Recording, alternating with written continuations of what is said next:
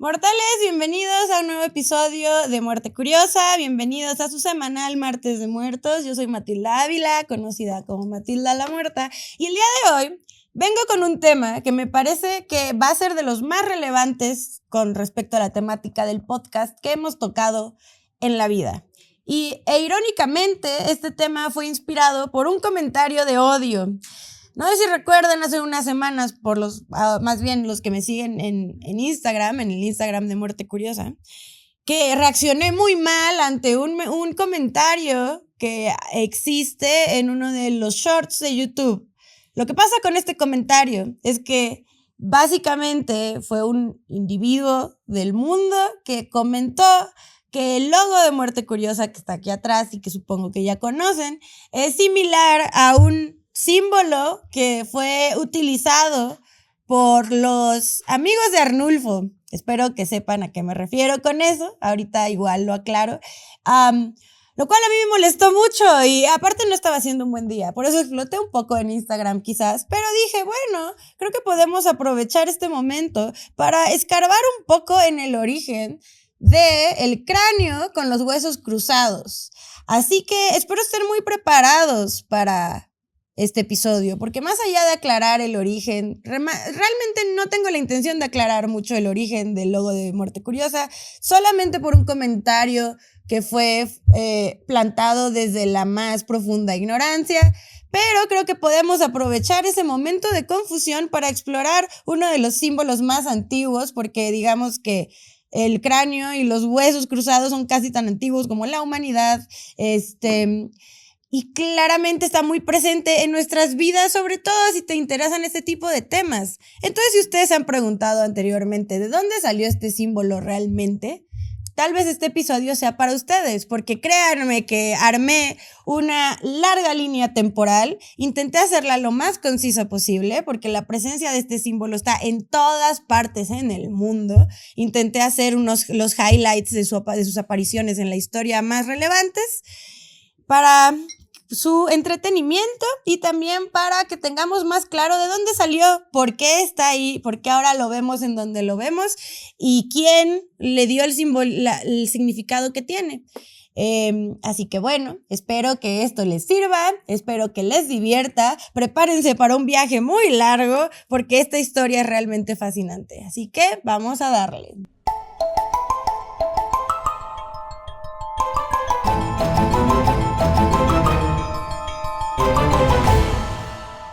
Mortales, necesito darles un par de disclaimers sobre este episodio, porque la historia de este símbolo realmente es muy rica, es muy larga y ha aparecido en todos lados, desde siempre. O sea, de que ahorita vamos a iniciar con 1323 a.C. en adelante. Sin embargo, se remonta a que su origen puede ser aún más antiguo. Y también no voy a explorar, si nos vamos más allá, o sea, el símbolo de la calavera sola, no acabamos nunca o hacemos una serie de 28 episodios quizás, cosa que tal vez no sea lo más conveniente.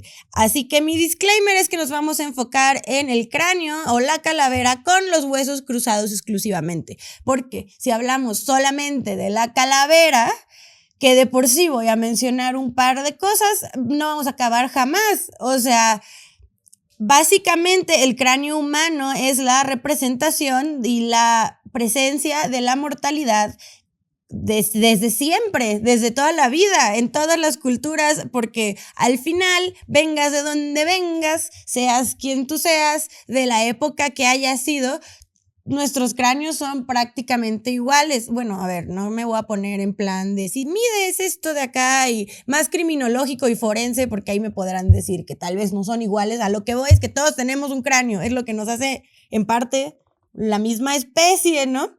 Entonces, bueno, una vez con eso aclarado, vámonos a aventar todo el viaje de la calavera y los huesos cruzados. Antes de que la calavera y los huesos cruzados fuera literalmente esto, existían un par de símbolos que pudieron haber sido ¿cómo decirlo? El preview a que en el logo evolucionara una calavera y dos huesos. porque las formas eran bastante similares y también tienen algo que ver. Vamos a empezar donde empiezan muchas cosas en la historia, que es en Egipto, específicamente con un señor al que conocemos como Tutankamón. No tanto como él y su vida, sino creo que Tutankamón ha sido más famoso en muerte que en vida. Y vamos a hablar de su máscara mortuoria y de su sarcófago específicamente. La máscara mortuoria encontrada puesta sobre la momia del famoso rey Tut puede que sea de los objetos más valiosos encontrados en su tumba. Hecha a base de oro y piedras semipreciosas, pesa nada más que 10 kilogramos. Y por cierto, aprovechando la mención de la máscara mortuoria de Tutankamón, me parecería un dato divertido de compartirles que dentro de la máscara tiene una inscripción que es un extracto del libro de los muertos egipcios, que básicamente autoriza el uso de su máscara mortuoria como su cara en el, bueno, ahora sí que, es que no quiero decir en el próximo mundo porque no es tan así para los egipcios, pero en su viaje de su muerte a su trascendencia universal, que es como todo este viaje al que te lleva Anubis y Osiris, shalala, shalala, el juicio de Mat, etcétera, etcétera, pues nuestro amigo Tutankamón tenía la autorización divina de utilizar esta máscara como si fuera su cara, lo cual está cool y ya, no tiene nada que ver, pero lo quería mencionar. Pero más allá de la mención de los detalles de su máscara y de su sarcófago, viene a tópico por una pequeña coincidencia que podría ser una sutil referencia a una de las primeras apariciones del famoso cráneo y los huesos cruzados en las tradiciones funerarias. Ahorita van a ver a qué me refiero, espero que les haga un poco de sentido. En el sarcófago del faraón vemos la máscara mortuoria.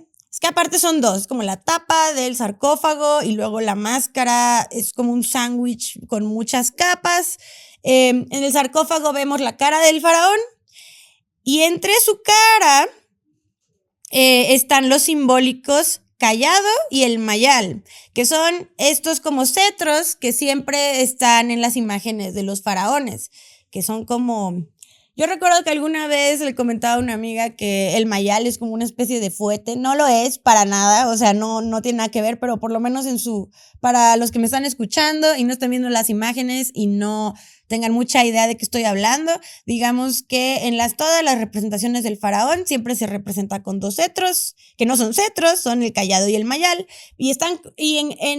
en los sarcófagos de los faraones están cruzados en medio, y en medio está la cara del faraón. Entonces eso pudo ser considerada una de las primeras apariciones de tal, pues, si nos vamos ya así a la historia a la iconografía funeraria, pudo haber sido una de las primeras. También quiero comentarles que cuando hice esta investigación se hablaba de que en la tumba de los faraones había muchísimas cosas y muchísimas figurillas funerarias, vasos canopos, que era donde se ponían los órganos de la persona, los cuales te sacaban para el proceso de momificación, los embalsamadores egipcios. Pero también se dice que en la tumba de Tutankamón encontraron un cráneo azul, obviamente una figurilla, sobre el sarcófago. No quiero hacer mucho hincapié en esto porque busqué y yo no encontré ninguna imagen del famoso cráneo azul. Esto bien como haciendo referencia a que representaba justo el final de la vida, etcétera, etcétera, ¿no? Pero me pareció más pertinente el tema del cayado y el mayal y de la máscara mortuoria porque sí, son como los abuelos de esta imagen del cráneo y de los huesos, ¿no? Yendo un poco sobre la misma línea de símbolos que no son tal vez eso iconográficamente, pero puede que haya sido el inicio tenemos que regresar a el 212 después de Cristo en el Imperio Romano tardío con el símbolo de Chi-Rho. ¿Ok? En la última mitad del Imperio Romano, cuando los emperadores ya le jugaban al cristianismo, el emperador Constantino, quien al principio era politeísta y creía en muchas cosas y ya luego se convirtió en cristiano oficial, él fue el que utilizó por primera vez, que tenemos registro de, el símbolo de Chi-Rho como parte de sus estándares militares. El símbolo de Chiro es un monograma formado por dos letras griegas, que son justo la letra Chi, que es una X iconográficamente, y la letra Ro, que es una P. Esto simboliza las primeras letras del nombre de Cristo. Y es una imagen que podemos ver en varias tumbas. O sea, en este momento lo utilizó con fines militares para sus estandartes, pero más adelante sería un símbolo que veríamos hasta la época contemporánea, si te gusta la arquitectura clásica funeraria para tu tumba, pues lo podemos encontrar en muchas tumbas de personas cristianas. Simboliza que hay una persona cristiana ahí enterrada. Lo que pasa es que, como es un monograma entre la letra X y la letra P, también hace una cierta... Si ves la imagen, puede hacer referencia a la P como el cráneo y a la X como los dos huesos cruzados. Y como también tiene una gran participación posteriormente en el mundo de la iconografía funeraria, entonces también se hace mucha referencia a eso. Entonces me parecería importante mencionarlo también. Ahora, vámonos un poco al mundo del arte, empezando por el siglo XII en Europa. Vamos a hablar, no voy a profundizar mucho en esto porque yo creo que esto sí merece su propio episodio, ya que es un tema muy, muy amplio y muy fascinante también. Que por cierto, si hacemos un episodio de esto, sí recomiendo que lo vean en YouTube porque creo que tendríamos que utilizar muchas imágenes, ya que vamos a hablar del Memento Mori, ¿ok? El Memento Mori es una ideología que surgió desde nuestros tíos favoritos, los estoicos, los griegos, pero los estoicos reales, no, repito, es que no sé si ustedes tengan esta experiencia en su vida cotidiana donde la peor persona que conocen siempre agarra sus redes sociales y publica quotes de Séneca y de Marco Aurelio y hablando del estoicismo cuando su vida son como los peores seres humanos que conocen. Bueno, pues los estoicos reales, los de verdad, iniciaron con esta ideología del Memento Mori, que literalmente significa recordar, que recuerda que vas a morir, es la presencia constante de la muerte y básicamente te da una cierta tranquilidad porque a la hora de pensar en todo lo que estás haciendo, vas a hacer, qué te preocupa, qué no te preocupa, al final llegas a esta conclusión, recuerda que vas a morir, entonces que tus decisiones sean un poco a base de eso. Entonces empezó siendo como una idea, luego corriente filosófica y a partir de la Edad Media en adelante se convirtió en mi corriente de arte favorito, ya que son distintas ilustraciones, grabados, pinturas. Esto continuaría hasta la época de los victorianos, que como ya hemos platicado, y no solo los victorianos, hay Memento Mori contemporáneo. Obviamente el estilo de pintura ha cambiado, pero ahora sí que si tú quieres hacer tu propio Memento Mori, claro que puedes. La cosa es hacer una imagen, una pieza de arte, porque también existe hasta en la música, que haga alegoría a la constante presencia de la muerte en nuestras vidas, que es todo el tiempo en todos lados.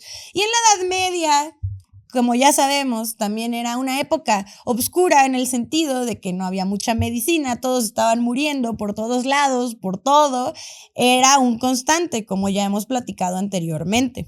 Entonces dio pie a increíbles grabados, increíbles manuscritos.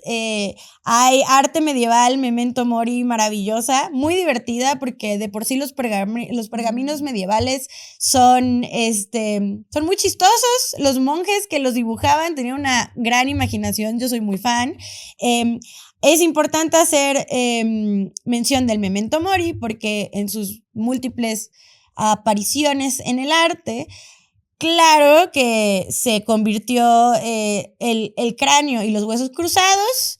Claro que fue un icono utilizado por 1000 artistas de 1000 maneras. No solamente es el cráneo y los huesos cruzados, ahora sí que es la muerte representada de múltiples maneras, ya sea como un esqueleto completo, como un esqueleto interactuando con las personas, como un cráneo solo, como varios esqueletos. También quisiera comentar que antes de la Edad Media ya existía cierto arte memento mori, porque, repito, la constante de la muerte ha existido desde el inicio de los tiempos, pues, porque es algo que vive en nuestra vida diaria. Entonces, en Pompeya de 30 antes de Cristo, resulta que encontraron recientemente, bueno, no tan recientemente, lo que pasa es que si siguen las redes del sitio arqueológico de Pompeya, sabrán que últimamente han encontrado cada vez más y más cosas muy interesantes, sobre todo mosaicos que te pueden dar un insight más claro de las cosas que vivían en ese entonces. Y bueno, entre estos descubrimientos, no es el más reciente de todos, pero encontraron un memento mori griego muy antaño, que es un cráneo con varias cosas alrededor, pero podríamos decir que es como el abuelo del cráneo con los huesos cruzados, uno de ellos, por lo menos se los voy a poner aquí en el video, y si no me están viendo y me están escuchando por alguna otra plataforma, lo pondré en nuestro Instagram como siempre. Así que el recordar que vas a morir, la presencia de la muerte, el cráneo como simbolismo de la muerte y de tu propia mortalidad. No sé, yo he tenido momentos muy alucines, a veces, donde me veo al espejo. Esto posiblemente sea mi comentario más alucine en todo el podcast. E intento ver cómo se vería mi cráneo, ¿no? O sea, uno que le gusta dibujar, por si no lo saben, a mí me gusta dibujar, a eso me dedico. Pues me gusta ver las proporciones de mi propia cara, sobre todo porque también me gusta el crimen, me gustan mucho las series de crimen, donde existen todos estos artistas de reconstrucción facial a partir del cráneo o de algunos restos. Y entonces me pongo a pensar, ¿qué tal si lo hacemos al revés? Entonces, ¿cómo creen que se vería mi cráneo? Tal vez ustedes no piensen esto en su día a día, yo sí, y como les dije, mi comentario más alucín del episodio de hoy. Luego, el memento mori también estaría presente de siglo XII en adelante. Bueno, ya sabemos que desde antes, ¿verdad? Pero desde el siglo XII en adelante, en las tumbas. Aquí es cuando la iconografía funeraria empieza a florecer. También creo que valdría la pena hacer un buen episodio de iconografía funeraria. Ya saben, pongan en los comentarios si les interesaría. Posiblemente en el episodio de la semana que entra vayamos a hablar un poco de esto, ya que voy a hacerles un pequeño recorrido a uno de mis cementerios favoritos. Y claro que vamos a tener que hablar de este tópico, pero el cráneo con los huesos cruzados empieza a ser un constante también en las lápidas alrededor de toda Europa. Y hay mil variantes. Yo amo los mementos moris en las lápidas, sobre todo en las escocesas, porque tienen una cara muy chistosa. O sea, de verdad, los cráneos están chistosos. Como los cráneos mexicas y mayas, también tienen como mucha personalidad.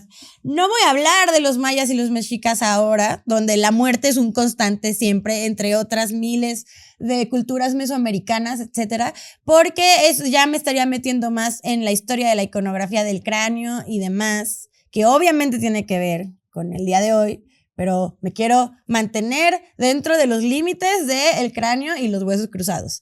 Entonces vamos a ver más adelante, igual de épocas victorianas en adelante un poco, el uso del cráneo, entre otros símbolos como el reloj de arena, las antorchas invertidas, las mariposas, porque las mariposas también son un símbolo de la muerte, aunque usted no lo crea. Y lo vamos a empezar a ver en las lápidas, en los lugares de entierro, en las iglesias. El memento mori ya en el arte, en la arquitectura, empieza a ser un constante.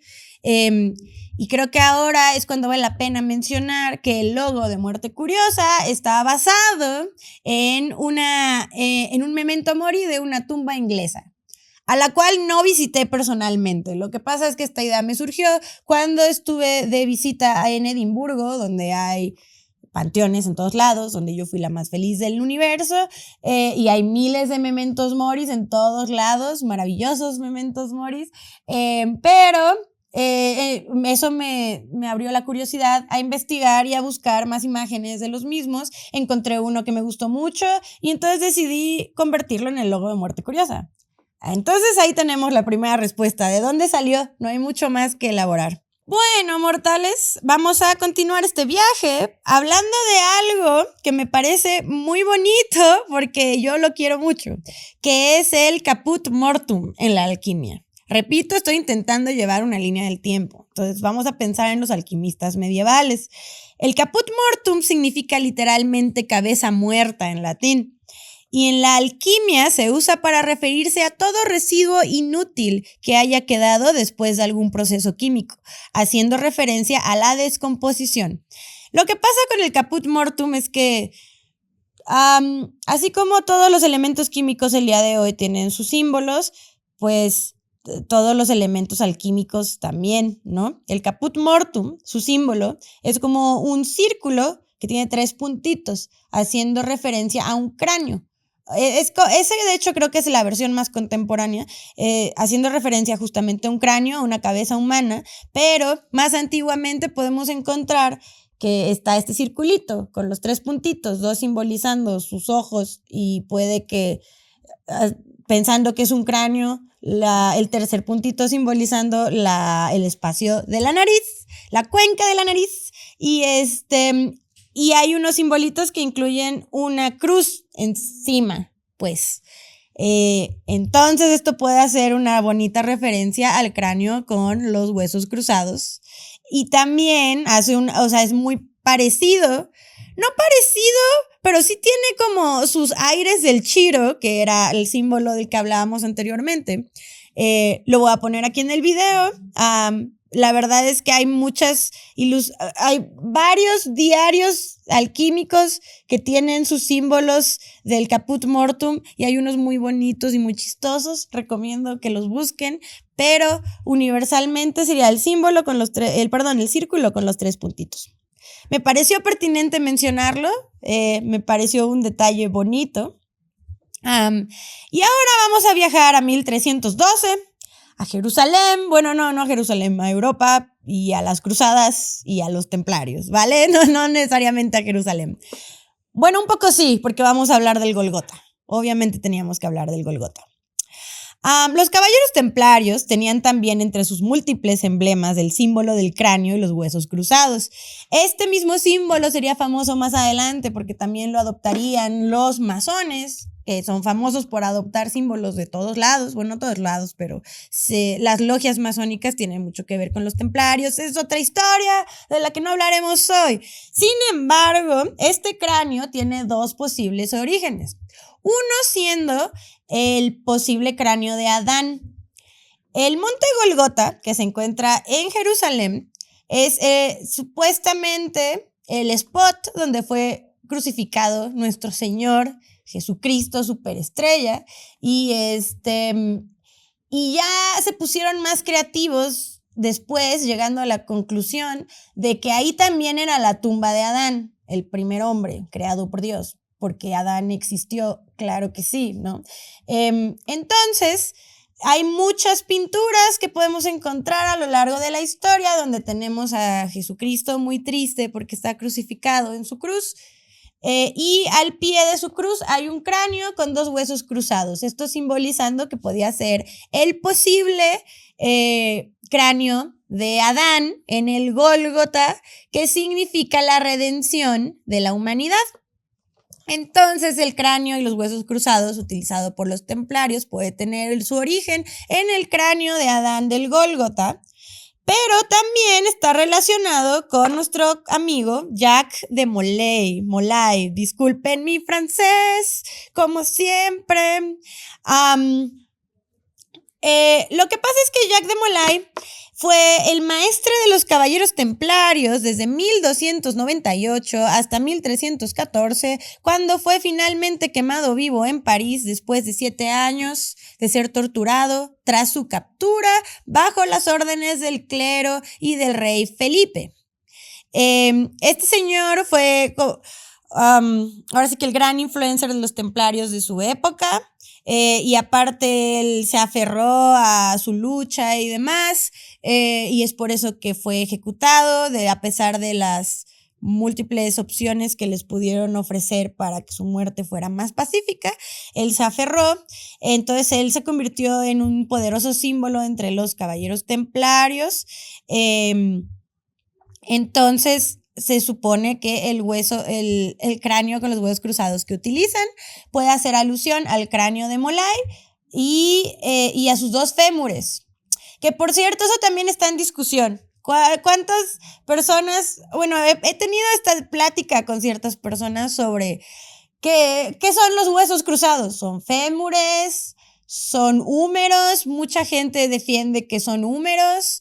Yo en lo personal, cuando los he dibujado o hago uso de ellos, tengo mi propio Skull and Crossbones, pero él tiene el cráneo de mi gato y 2 fémures humanos, que no tiene sentido, pero así lo quise hacer yo. Yo hago fémurs, me gustan los fémurs, no sé qué opinen ustedes. Déjenme en la caja de comentarios qué huesos creen ustedes que son. Y ahora regresamos un poco a la historia del arte, al arte funerario, al memento mori, porque es imposible hablar de esto sin hablar un poco de la danza macabra, que es la danza macabra, que es una forma de memento mori que aparecería a finales de la Edad Media, haciendo alusión a la universalidad de la muerte. Y estos me parecen aún más divertidos porque hay 2 comunes representaciones, o son varios esqueletos bailando entre sí, dando vueltas, o son esqueletos bailando con las personas. Al final es la danza de la muerte, el que es la representación de que, sobre todo en épocas en las que surgió la danza macabre, donde, repito, momentos oscuros de peste, enfermedad y mucha muerte en todos lados, era la constante danza con la muerte del ser humano al que se afrontaba en la cotidianidad en aquel entonces. Entonces sus representaciones son bastante divertidas, a mí me gustan mucho, hay muchas de distintos lugares de Europa, también hay unas más contemporáneas. Otra representación de esto son las diferentes pinturas imágenes del triunfo de la muerte. El triunfo de la muerte también simboliza como en épocas donde la enfermedad y el genocidio llegaron a ciertos niveles, es cuando se habla del triunfo de la muerte, de su generalidad sobre los vivos. También hay pinturas que a mí me gustan mucho que hacen alusión a esto. Les voy a dejar unas en el video de YouTube y también en Instagram. Ya saben, creo que de este episodio vamos a subir muchas imágenes. Y en el Dance Macabre también tenemos constantemente la imagen del cráneo, los huesos cruzados. No tanto como los partícipes, o sea, las personas o esqueletitos o ex personas que estaban bailando, sino que varias de estas consisten en ciertos marcos muy ornamentales, donde en algún punto encontraremos el memento mori, el cráneo con los huesos cruzados. Al final todo va conectado. Si hoy profundizo en la historia del arte funerario, en el memento mori, en el Dance Macabre, no acabamos nunca. Repito, intento mantenerme lo más concisa posible y vamos a continuar con la historia del arte funerario, con las vanitas. Las vanitas son una manifestación artística que empezó en el siglo XVI, que es otra forma de memento mori, que es comúnmente representado en forma de bodegones, y ahí sí vemos muchos cráneos con huesos cruzados, o cráneos con otras cosas, con naturaleza muerta, con cosas de la cotidianidad también, porque hay muchas vanitas que tienen que ver con el artista, con el artesano, tiene mucho que ver con las profesiones. Entonces veremos varios bodegones que tienen el cráneo, los pinceles, sus herramientas de cultivo. Va a haber mucha herramienta de cultivo también, porque la hoz también simboliza los ciclos, la muerte. Podríamos no terminar nunca hablando de esto, pero las vanitas, la diferencia, además de que son bodegones, de que son obras más contemporáneas, también vanitas, que significa literalmente vanidad, habla justamente de la presencia de la muerte en la vida de todos, minimizando todos los placeres mundanos y la vanidad del ser humano. Por eso el mundo de los artistas, el arte, las personas que invierten mucho en su físico, apariencia, en todas estas cosas, todo muy bien, todo muy padre, pero vamos a regresar al mismo punto. La muerte va sobre tu propia vanidad, es básicamente lo que hablan las vanitas. Y aquí sí veremos muchos cráneos con huesos cruzados o acomodados por ahí. Yo creo que son de las obras más bonitas, hay varias que me gustan mucho también, pero insisto, no quiero mencionar mucho de esto porque creo que tenemos en nuestras manos otro gran episodio. Entonces vamos a platicar de eso más adelante. Y ahora vamos a ir al siglo XVII, a un tema que hemos tocado anteriormente, pero no podemos hablar del cráneo de los huesos cruzados sin hablar de los piratas, y más específicamente del Jolly Roger. Recomiendo que si no has escuchado el episodio de los piratas, vayas a escucharlo, porque hablo del origen del Jolly Roger, de qué simboliza, sus variantes, etc. Y recontando un poco ese episodio, el Jolly Roger tenía varias variantes. Podría ser un cráneo con 2 huesos, con 2 espadas, podría ser un esqueleto completo, había unos que incluso eran diablitos, a veces era solamente el cráneo solo, con un reloj de arena. Aquí también vemos muchos relojes de arena. Al final los piratas lo que estaban anunciando era tu muerte próxima. Y el Jolly Roger, que tiene todo este misticismo piratesco de la época y de la Golden Age of Piracy del siglo XVII, también tendría una participación muy interesante más adelante, la cual claro que vamos a platicar. Interesante también cómo los piratas utilizaron iconografía funeraria que ya existía en la época para sus banderas, ¿no? Es una de las razones de por qué encuentro a estos personajes de la historia tan fascinantes. Pero antes de hablar un poco de la participación del Jolly Roger en la iconografía contemporánea y en el mundo contemporáneo del cráneo y los huesos cruzados de la modernidad, que ya nos estamos acercando porque ya estamos en el siglo XIX, pero vamos a tener que viajar un poco a Rusia. Y vamos a hablar de nada más y nada menos que los tatuajes carceleros, que eso es otro tema del que podríamos tardar horas platicando y discutiendo. La historia de los famosos tatuajes de cárcel rusos data desde la creación y debut de los gulags en la Rusia de Stalin hasta nuestros tiempos más contemporáneos. El inicio de los tatuajes de cárcel rusos reside en una emergente forma de protesta secreta y en código que demostrará su inconformidad y desacuerdo con el nuevo régimen del Partido Comunista de ese momento.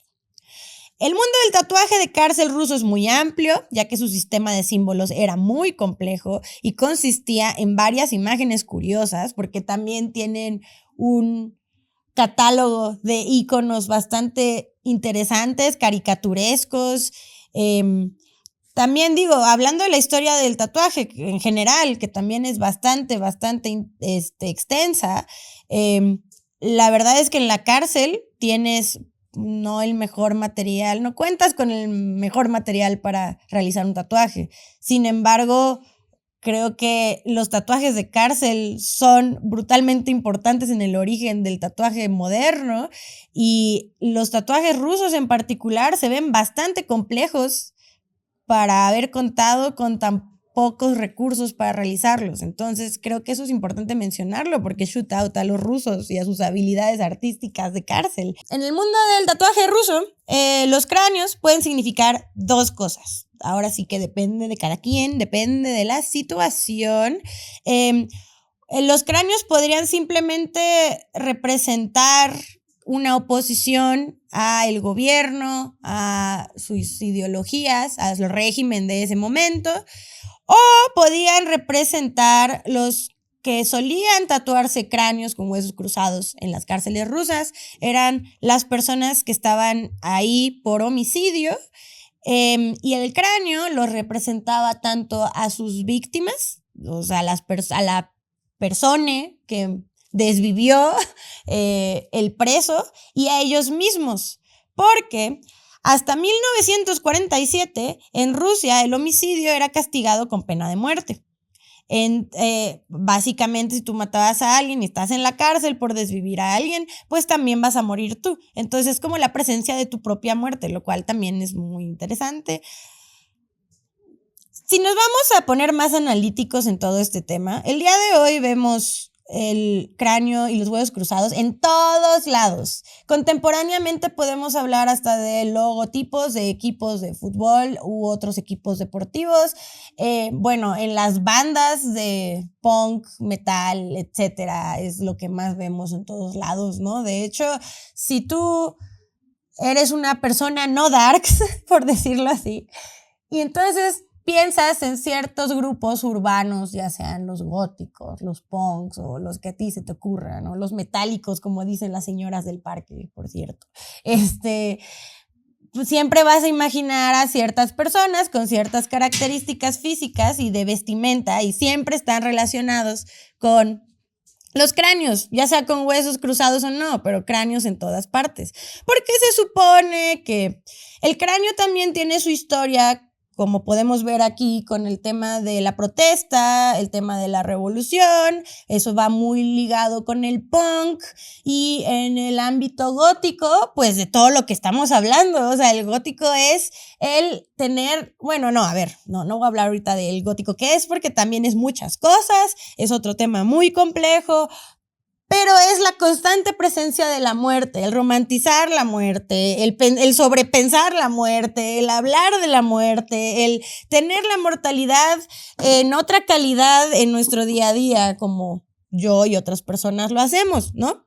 Entonces creo que es importante mencionar eso, ya que el cráneo y los huesos cruzados tienen hasta tiene el mismo significado de sus orígenes, de millones de años antes de Cristo, al día de hoy, en sus videos de TikToks de personas darks con cráneos en todos lados. Entonces, está interesante. Y bueno, eso también es discutible, porque también ya muchas personas utilizan mucho la moda, que no está mal, o tú vístete como tú quieras, no tiene que haber nada más profundo detrás de eso, pero no tanto la filosofía detrás. Eso también es un debate en los que muchos han estado en desacuerdo conmigo y está bien porque cada quien puede ver esto la manera en la que quieran, pero se habrá mucha discusión y es un debate muy largo también que no vamos a tocar el día de hoy. Y ahora quiero hacer una mención honorífica a una de nuestras reliquias nacionales, que es la bandera del Doliente de Hidalgo.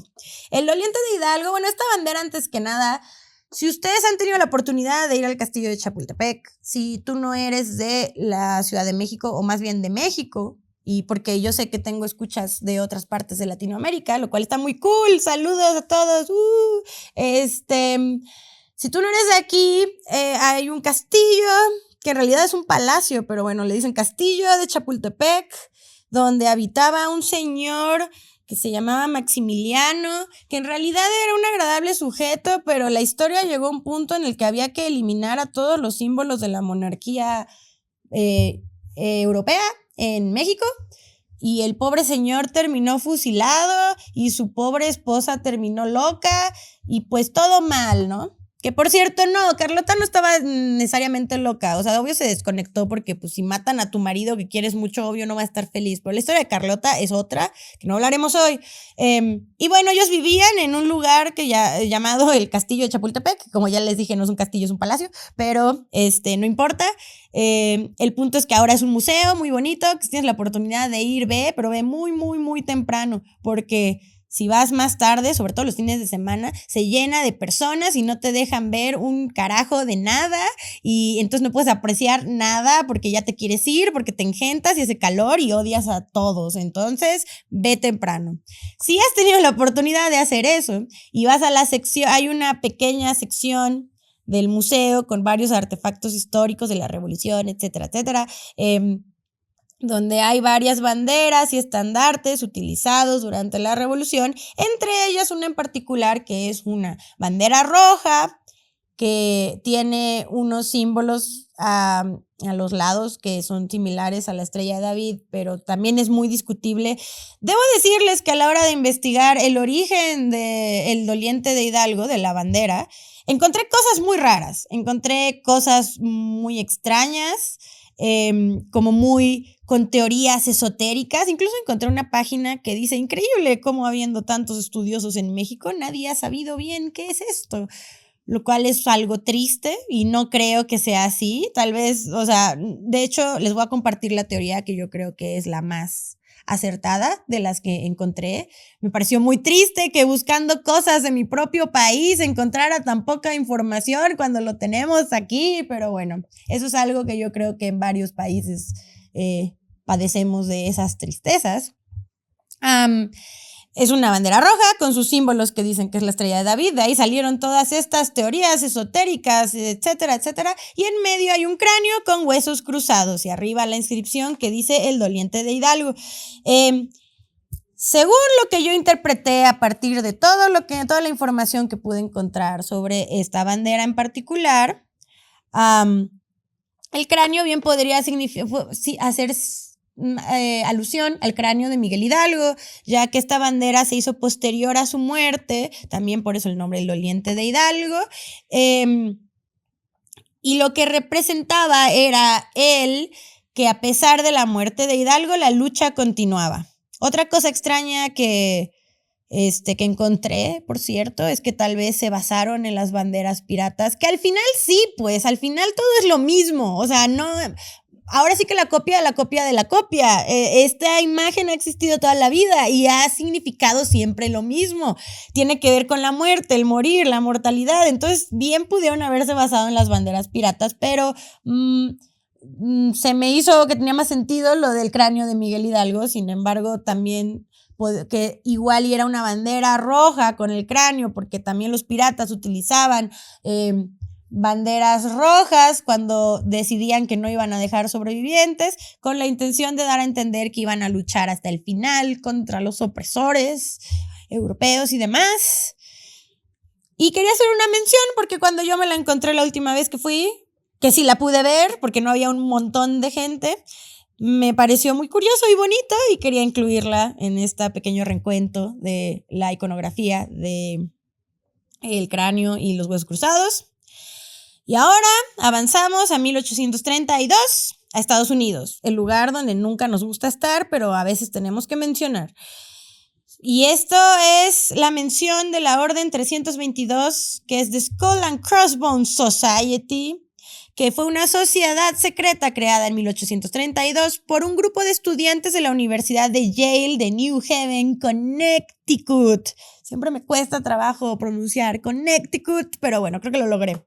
Su logotipo es naturalmente un cráneo sobre dos huesos cruzados y en el pie de la imagen tiene el número 322. Se supone que el cráneo y el número hace alusión a la muerte de Demóstenes, que murió en 322 a.C. Entonces el cráneo podemos también asumir que es el de Demóstenes. Fue una de las primeras sociedades secretas de Yale y es todo un mundo muy complejo esto de las sociedades secretas de las universidades, porque a pesar de que tengan un nombre muy darks, hay otras que son aún más darks, pero con nombres un poco más camaleónicos, pero no venimos a hablar de eso, solo que me pareció que era una muy buena mención. Y ahora sí, ¿dónde participó de nuevo el Jolly Roger en la era más contemporánea? Pues en 1840 en Nueva York, pero más específicamente en 1829 el estado de Nueva York aprobó una ley que demandaría que todo contenedor de sustancias tóxicas o peligrosas tendría que tener en la etiqueta algún tipo de símbolo que lo indicara, ¿no? O sea, ahora podemos pensar en todos los contenedores de desechos tóxicos, los venenos, todas estas sustancias tan icónicas a través de la historia que tienen el cráneo, los huesos cruzados, una vez más, que sigue simbolizando su toxicidad y letalidad. Y bueno, se propuso el cráneo y los huesos cruzados por el Jolly Roger. Aquí sí está directamente inspirado en las banderas piratas, ¿no? Que tú la veías y decías, ¡ay, no! Algo malo va a pasar. Pues lo mismo a la hora de consumir ciertas sustancias o utilizarlas para tu trabajo, ¿no? De que tienes que hacerlo con precaución y con mucho cuidado. Y a partir de 1840 ya era el símbolo reconocido de este tipo de sustancias en toda Europa y Estados Unidos, y me parece que al día de hoy en todo el mundo hay otros símbolos indicando toxicidad, radioactividad, etcétera. Pero es como el símbolo de peligro cuando vas a un lugar con no sé, con bardas de alto voltaje, cosas así, siempre está el cráneo y los huesos cruzados. Es el constante de recuerda que todos vamos a morir, entonces no hagas tonterías y no te acerques a cosas que pueden, pues, hacerte morir más rápido de lo que deberías. Y el Jolly Roger sería utilizado nuevamente en 1900, en Inglaterra, porque en Inglaterra, no, espera, voy a repetir eso. Pausa. Ok. El Jolly Roger regresaría en 1900 con la introducción a la naval de los submarinos. Los submarinos fueron muy odiados por muchos marinos, ya que eran considerados injustos. Pero bueno, ¿injustos para quién, no? O sea, supongo que si tú estabas en un barco y te atacaba un submarino, pues desde tu perspectiva sí era injusto, pero a la hora de que tú fueras el de submarino, pues no tanto. Tan así que a partir de 1900, cuando un submarino británico regresaba de una misión exitosa, de lo que sea, tenían su propio Jolly Roger y lo colgaban lo ponían como su bandera del submarino. No tiene mucho que ver con la simbología original del Jolly Roger pirata, que es como, no, peligro, sino que aquí era de, yay, ganamos, y tenían sus propios y contemporáneos y modernos Jolly Roger. Entonces aquí lo vemos una vez más. Y ahora sí, es hora de hablar y escupir verdades para que no anden funando logos infunables como el de Muerte Curiosa, que es perfecto y es un logo lleno de luz. Vamos a hablar de el famosísimo Totenkopf. Pero no solamente del Totenkopf como símbolo funado que ustedes lo ven y dicen, oh no, los amigos de Arnulfo.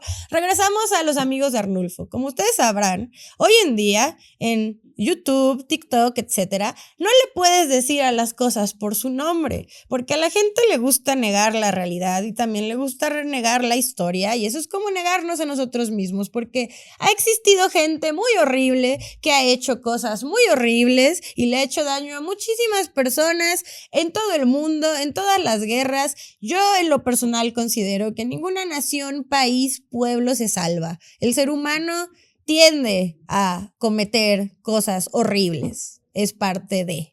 Ese es otro debate al que no nos vamos a meter, pero a lo que voy es que no puedo llamarle a las cosas por su nombre. Entonces, a cierto personaje que no aceptaron en la escuela de arte, y que eso hizo que se enojara mucho y odiara a todos, y no estoy hablando de mí, estoy hablando de un señor austriaco que luego se convertiría en un ser controversial por otras razones, y entonces en este podcast nos vamos a referir a él como Arnulfo y su grupo de amigos que se dedicaba a hacer cosas cuestionables durante la Segunda Guerra Mundial, pero que también fueron los padres fundadores del marketing, según yo. Vamos a decirles los amigos de Arnulfo, ¿ok? Es bueno aclarar eso por las menciones que vamos a hacer ahora.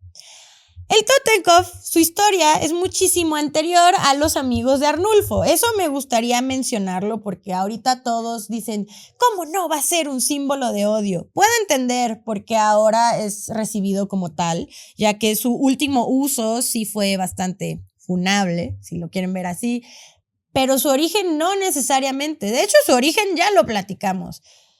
Una vez más, el cráneo y los huesos cruzados. El recordatorio constante de la muerte, lo vemos en el arte, lo vemos en las tumbas, lo vemos en todos lados. ¿Y qué más necesitarías que la guerra para recordar que tu muerte es bastante próxima? Sobre todo si estás combatiendo contra otro ejército y realmente en la guerra puedes morir en cualquier momento. Creo que son las situaciones más indeseables a nivel colectivo y a nivel individual. Entonces también fue un símbolo militar, pero no por los amigos de Arnulfo. El Totenkopf, que significa cabeza de la muerte en alemán, es una insignia militar que aparecería por primera vez en la historia en 1730. Así es, muchísimo antes de la Segunda Guerra Mundial. ¡Wow! ¡Increíble! Espero la persona que dejó ese comentario me esté viendo en estos momentos. Y fue introducido por Federico el Grande, que fue el tercer rey de Prusia, porque lo impuso como parte del uniforme de su escuadrón husar prusiano, llamado las Cabezas de la Muerte. Entonces aquí es cuando vemos unas imágenes de unos señores en unos caballos que tienen unos grandes bigotes y sus sombreritos con el Totekov, ¿vale? Eso fue mucho antes de que se convirtiera en un símbolo funado. Posteriormente, gracias a Arnulfo, de que designó estas insignias originalmente para su unidad de guardaespaldas de 1930, se convertiría en un símbolo aún más funado posteriormente. O sea, sí es, más que de lo que ya estaba, porque no se quedó en los guardaespaldas. La Waffen-SS, o sea, la Schutzstaffel, estaba conformada de 3 grupos. El primero, la Leibstandarte. A ver, disclaimer, disculpen mi alemán, ya lo he dicho 1000 veces, nunca he hablado alemán, estaría cool aprender alemán, pero voy a pronunciar cosas en alemán no muy bien, seguramente. La Leibstandarte, que eran los nuevos guardaespaldas de Arnulfo, los Verfungungstruppen, perdón si lo pronuncié mal, que eran sus tropas más fanáticas, y finalmente los Totenkopfverband, que era el escuadrón encargado de administrar los campos de concentración. Y sí, por si su nombre no te hizo suponerlo, ellos eran los que utilizaban la insignia del Totenkopf. Y eso lo podemos ver en los uniformes que hay en todos los museos alrededor del mundo y en las fotos. El Totenkopf no tiene su origen con los amigos de Arnulfo, ni era originalmente un símbolo de odio, pero sí fue utilizado para un grupo de personas que trabajaron para él, que no se encargaban de la parte más glamurosa del Reich, claramente, y a partir de ahí ya todos funaron al Totekov para siempre. Yo antes consideraba que no había que tenerlo como un símbolo funado, ya que es posterior, así como muchas otras insignias militares que utilizaban los nazis, como la Cruz de Hierro, etc. Ay, dije, los amigos de Arnulfo, perdónenme, censúrenme los que me estén grabando, por favor.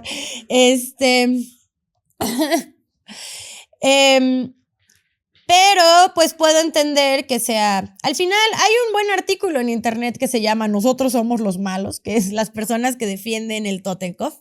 Y más que defenderlo, no, pues por desgracia estos personajes se adueñaron de varios símbolos que no tenían absolutamente nada que ver con lo que ellos luego le dieron significado a, y pues ya no hay manera es muy triste porque varios de ellos también son tibetanos que significan cosas de hecho bastante poderosas y positivas, pero pues ya no lo podemos ver igual. Al final es parte de la historia evolucionando y tomando forma, ¿no? Más allá de defenderlo, no, a mí nada más no me gusta que acusen a mi logo de ser uno, porque eso no tiene nada que ver, estimados compañeros mortales, pero ahora sí que las cosas como son. No puedo evitar que los amigos de Arnulfo hayan agarrado símbolos bonitos, interesantes, para hacerlos otra cosa.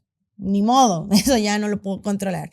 Y para finalizar este viaje, repito, este viaje nunca termina porque el cráneo va a estar ahí siempre, toda la vida. Tú y yo vamos a morir, tus hijos van a morir, los hijos de tus hijos van a morir y el símbolo del cráneo va a seguir ahí y va a representar exactamente lo mismo, así como lo ha hecho desde antes de Tutankamón. Entonces, vamos a cerrar con la unidad 731, japonesa, que es una unidad muy funable. Los japoneses en 1930 en adelante, bueno, no, a ver, los japoneses han sido muy funables en la guerra, la verdad. Yo sé, lo he dicho antes, todo mal con las bombas atómicas, pero ellos tampoco están ahí, tampoco venden flores, la verdad, pero bueno.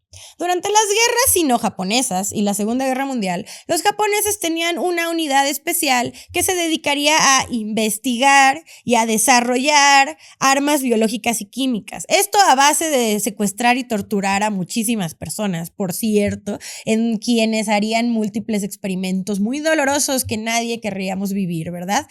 La unidad 731 era conocida también como el Escuadrón del Cráneo, porque su logo era una vez más un cráneo con 2 huesos cruzados. Y de hecho hay una imagen donde son 2 manitas cruzadas, son los 2 brazos completos cruzados, que está muy cool.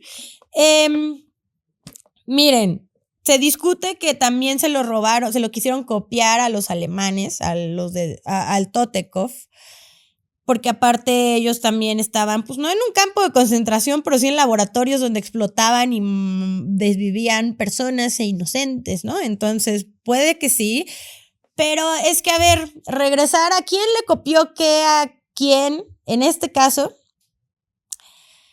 todos nos copiamos todo a nosotros mismos, sobre todo cuando hablamos de la imagen del cráneo con los huesos cruzados, ¿ok? Creo que eso era al final el punto al que quería llegar. Al final, no importa quién seas, de qué época ni de dónde y la interpretación que le des, todo regresa a lo mismo. Todos vamos a morir. Recuerda que vamos a morir. La mortalidad tiene que estar presente en nuestras vidas siempre y les garantizo que cuando tú aceptes tu mortalidad vas a encontrar una infinita tranquilidad en vivir tu vida y por algo nos han educado para tenerle miedo a la muerte. No me quiero poner conspiranoica, pero sí es una forma de control en tus ideales, en tu consumo, en muchas, muchas cosas. Otro tema bastante largo para discutir ahora, pero espero que este pequeñito viaje de la iconografía funeraria del cráneo y de los huesos cruzados les haya dado una idea de la relación que tenía la humanidad desde muchísimo antes con su propia mortalidad y con la muerte en sí, y no vista como algo negativa, que al final creo que siempre ha sido la idea de este podcast. Tenemos que hablar de la muerte, tenemos que entender la muerte, tenemos que estudiar la muerte para entendernos a nosotros mismos, para entender la historia y para entender que realmente no hay nada que temer. Y tal vez así puedas tomar las riendas de tu vida de manera distinta. Y te lo digo como alguien que no lo ha acabado de hacer del todo. Por más que yo me siente aquí a platicarte a ti de todo esto, en mi día a día que yo me rodeo de muertos, cadáveres, cosas, en todo, en mi arte, en mi espacio, en mi vestimenta, en mi forma de presentarme en sociedad. Sigo siendo una persona que sigue aprendiendo sobre su propia mortalidad, sobre la mortalidad de las personas que me rodean y sobre la presencia de la muerte en el mundo, en mi vida, en mi país, que es mucha también.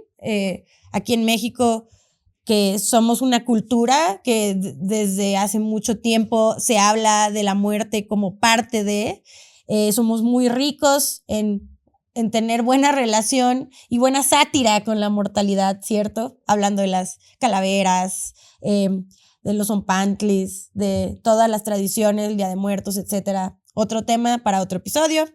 Pero por desgracia, la muerte sí es un muy constante en México para muchas personas por la situación, pues, política social que vivimos. Unos somos más privilegiados que otros, sin embargo no significa que no lo vivamos de cierta manera o lo tengamos presentes, y si tú eres una persona que ignora las noticias de tu país solo porque no tienen nada que ver contigo y no te afectan, pues creo que tienes que ir a checar un poco eso, porque al final todos somos uno, y ya sé que soné muy hippie, pero bueno.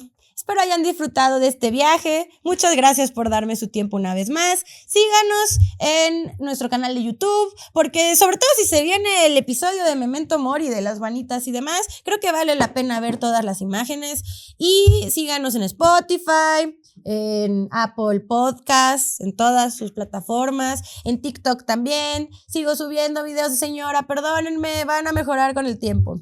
Y pues que tengan una buena semana y nos vemos el próximo martes de Muertos.